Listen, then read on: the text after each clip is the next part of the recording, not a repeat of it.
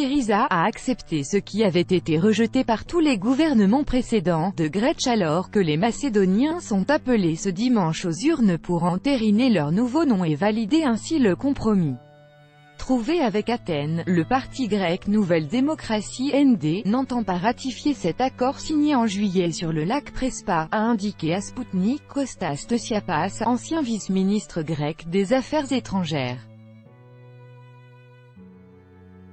Kyriakos Mitsotakis a laissé comprendre que la Nouvelle Démocratie n'allait ratifier l'accord de Prespa ni en tant qu'opposition au Parlement, ni au niveau suivant, notamment au gouvernement, a annoncé à Sputnik Kostas Stossiapas, secrétaire du groupe parlementaire de la ND et ancien vice-ministre grec des Affaires étrangères. Malheureusement, au lieu de résoudre les problèmes, l'accord de Prespa ne fait qu'encourager l'irresponsabilité de Skopje, permettant à nos voisins de parler de la langue macédonienne et de l'appartenance ethnique macédonienne, a expliqué l'interlocuteur de l'agence. Et d'ajouter que la ND appelait le Premier ministre Alexis Tsipras, Syriza, et Panos Kameno, à convoquer des élections avant la ratification de l'accord de Prespa. Quoi qu'il en soit, nous ne nous berçons pas d'illusions. Dès le moment de sa signature, l'accord de Prespa crée un fait politiquement et juridiquement accompli.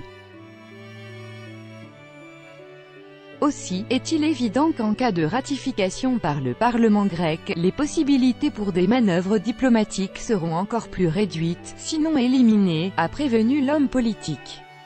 Il a rappelé qu'aucun gouvernement précédent de Grèce n'avait signé d'accord qui rende légitime l'irrédentisme de Skopje. Une chose est claire. Le gouvernement Syriza et Alexis Tsipras ont facilement accepté ce qui avait été rejeté par tous les gouvernements précédents, a constaté l'interlocuteur de Sputnik.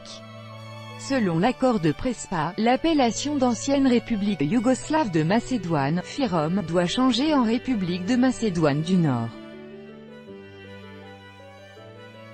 Si les Macédoniens acceptent ce nouveau nom, cela pourrait résorber leur vieux conflit avec la Grèce et les rapprocher de l'Union européenne et de l'OTAN. Pour Athènes, qui bloquait jusqu'alors les candidatures d'adhésion de Skopje à l'UE et à l'Alliance Atlantique, l'ancien nom entretenait l'idée d'une revendication territoriale inacceptable sur la province homonyme située dans le nord de la Grèce.